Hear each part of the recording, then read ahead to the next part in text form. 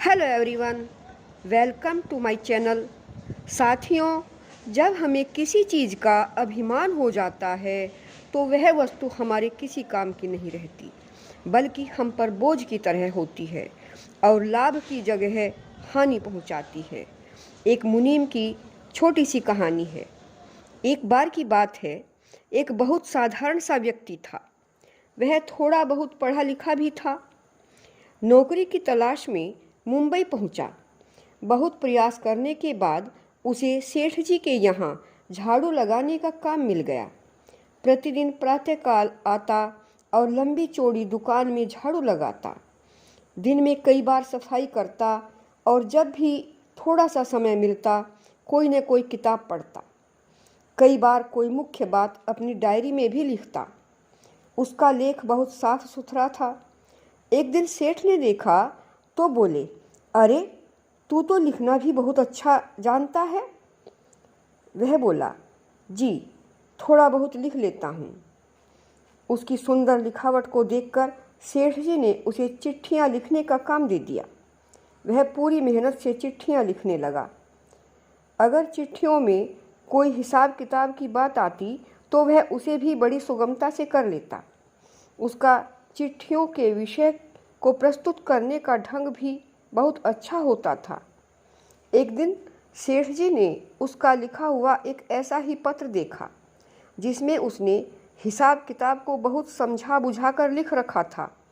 वे उससे बोले, अरे, तू हिसाब किताब भी जानता है?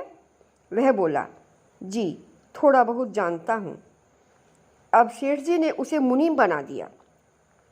फिर उसके काम से प्रसन्न होकर हेड मुनीम बना दिया। दूसरे मुनीम उससे जलने लगे। वे उसकी कोई न कोई कमी ढूंढने में लग गए जिससे उन्हें सेठ जी के कान भरने का मौका मिल जाए। लेकिन उन्हें निंदा करने के लिए कोई भी बात हाथ न लगी। वह सेठ के ही मकान के 2 कमरों में रहता था। एक कमरा खुला रहता था और एक बंद। प्रतिदिन दुकान पर जाने से पूर्व वह इस कमरे में जाता, फिर थोड़ी देर बाद बाहर निकल आता। ताला बंद करके चाबी जेब में रखकर दुकान पर पहुंच जाता और प्रातः से रात्रि तक अपना काम करता रहता। इसी तरह दिन बीतते गए, लेकिन जनने वालों को ऐसी कोई भी बात नहीं मिली जिसे वे सेठ जी से कहें। तभी किसी ने उसे दुकान पर जाने से पूर्व बंद कमरे में जाते देखा। उसे संदेह हुआ कि वह इस कमरे में क्यों जाता है और इसे बंद क्यों रखता है। बस सेठ जी के कान भरे जाने लगे कि हेड मुनीम बेईमान है, यह रुपया खा जाता है, यह हिसाब किताब में गड़बड़ करता है और इस तरह यह सेठ जी का दिवाला निकाल देगा। सेठ जी ने सुना तो कहा, मैं इस प्रकार मानूंगा नहीं। मुझे पता है कि वह बहुत ईमानदार है। तुम लोग उससे ईर्ष्या करते हो, इसी कारण उसके बारे में इस प्रकार की उल्टी सीधी बातें करते हो। एक दिन वह बड़ा मुनीम उसी बंद कमरे में गया और अंदर जाकर उसने कमरा बंद कर लिया। दूसरे लोगों ने देखा तो दौड़े हुए सेठ जी के पास पहुंचे। बोले, चलो सेठ जी, चोर पकड़ा गया। वह बेईमान मुनीम इस समय अपने चुराए हुए रुपयों को गिन रहा है।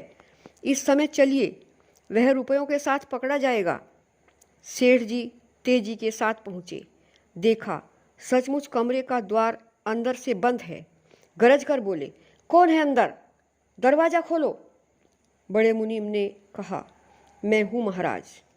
दूसरे लोगों ने जलती आवाज़ में कहा, देखिए, हम न कहते थे। सेठ जी ने क्रुद्ध होकर कहा, अंदर क्या कर रहे हो? दरवाज़ा खोलो। बड़े मुनीम ने उत्तर दिया, जी, कोई विशेष काम तो नहीं कर रहा। सेठ जी गरजे, फिर दरवाज़ा खोलो। बड़े मुनीम ने कहा, अच्छा अन्नदाता, बस थोड़ी देर ठहरिए, खोल दूंगा दरवाज़ा। सेठ चिल्लाए, अभी इसी समय खोलो, नहीं तो हम दरवाज़ा तोड़ देंगे। बड़े मुनीम ने अंदर से द्वार खोल दिया। सेठ जी और दूसरे लोग कमरे में प्रविष्ट हुए। देखा कि वहाँ साधारण बक्स के अतिरिक्त कुछ नहीं है। सारा कमरा खाली है। सेठ जी ने कहा, इस संदूक में क्या है? मुनीम जल्दी से संदूक पर बैठ गया। हाथ जोड़कर बोला, अन्नदाता, यह मत पूछो, संदूक बंद ही रहने दो। दूसरे लोगों ने कहा, इसी में तो सब कुछ है, इसीलिए खोलने नहीं देता। सेठ जी ने कहा, क्या है इसमें, खोलो, हम देखेंगे।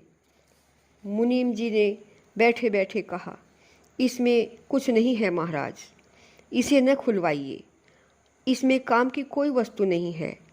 सेठ जी ने कहा, हट आगे से, हम इसे देखेंगे अवश्य। मुनीम की आंखों में आंसू आ गए। धीरे से उठा, एक और हो गया। सेठ जी ने अपने हाथ से संदूक खोला, अंदर देखा और आश्चर्य से पूछा, अरे यह क्या है? उसमें थी एक फटी धोती, एक मैला कुर्ता, एक पुराना टूटा हुआ जूता। सब लोगों ने उन वस्तुओं को देखा, कोई भी इनका अर्थ नहीं समझ सका। बड़े मुनीम ने हाथ जोड़कर, सिर झुकाकर भूमि की ओर देखते हुए कहा, ये वे वस्त्र हैं महाराज, जिन्हें पहनकर कई वर्ष पूर्व मैं इस नगर में आया था और आपकी सेवा में उपस्थित हुआ था। आपसे नौकरी देने की प्रार्थना की थी और आपने कृपा करके मुझे दुकान में झाड़ू देने की नौकरी दी थी। आपकी उस कृपा को मैं भूल न जाऊं, अपनी वास्तविकता को मैं भूल न जाऊं। मेरे हृदय में कभी अभिमान न जाग उठे, इसलिए प्रतिदिन प्रातःकाल दुकान पर जाने से पूर्व इन वस्त्रों को देखता हूँ और प्रभु से प्रार्थना करता हूँ कि हे प्रभु, मुझे अभिमान से बचा और मुझे शक्ति दे कि मैं अपने अन्नदाता की सेवा अधिक से अधिक परिश्रम और अधिक से अधिक ईमानदारी के साथ करूं। सेठ जी ने जब यह बात सुनी तो उनकी आंखों में आंसू आ गए। आगे बढ़कर उन्होंने मुनीम जी को अपनी छाती से लगा लिया। बोले, धन्य हो मुनीम जी, तुम्हारी भांति सब लोग करें तो दुनिया से पाप का नाश हो जाए, क्योंकि अभिमान ही पाप का मूल है। साथियों, अगर आपको यह कहानी अच्छी लगी हो तो इसे लाइक कीजिए, अधिक से अधिक शेयर कीजिए, कमेंट कीजिए और सब्सक्राइब अवश्य कीजिए। पूरी कहानी सुनने के लिए धन्यवाद।